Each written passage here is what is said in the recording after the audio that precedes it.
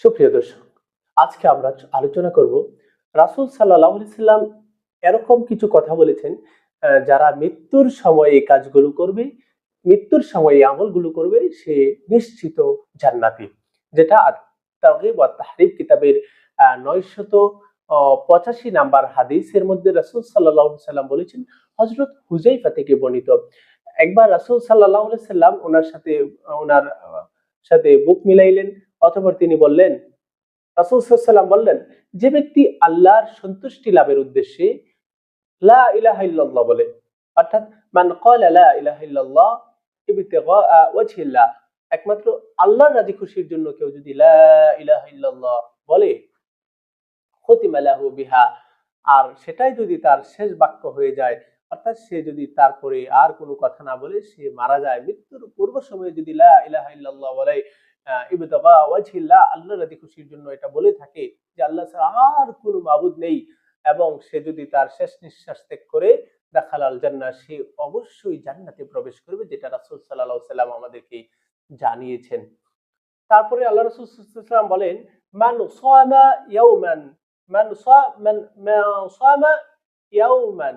যে একদিন রোজা থাকবে, একদিন যে রোজা রাখবে, ইবতিগা ওয়াজহিল্লাহ, শুধু আল্লাহর রাজি খুশি করার জন্য,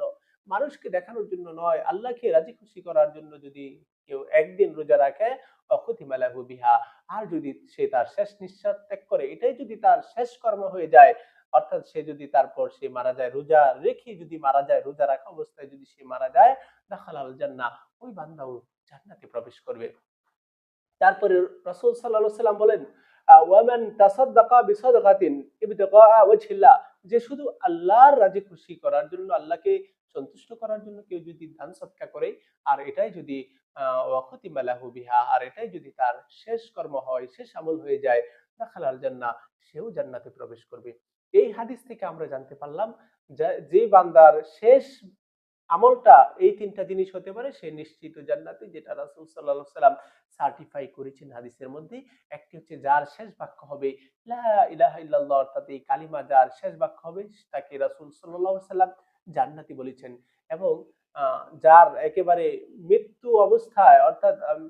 রোজা অবস্থায় যার মৃত্যু হবে, আ তাকেও আল্লাহ রাসূল সাল্লাল্লাহু আলাইহি সাল্লাম জান্নাতি বলেছেন। এবং যার দান সদকা শেষ আমল হয়, দান সদকা শেষ আমল, তারপরে ওই লোকটা জান ইন্তিকাল করেছে, ওই লোকটাও জান্নাতি হবে। তবে সবকিছুর ক্ষেত্রে আল্লাহ রাসূল সাল্লাল্লাহু আলাইহি সাল্লাম একটা শর্ত দিয়েছেন, ইবতিগা ওয়াজহিল্লাহ, আল্লাহ সুবহানাহু ওয়া তাআলার সন্তুষ্টি অর্জনের কামনা বাসনা থাকতে হবে। অন্য মানুষকে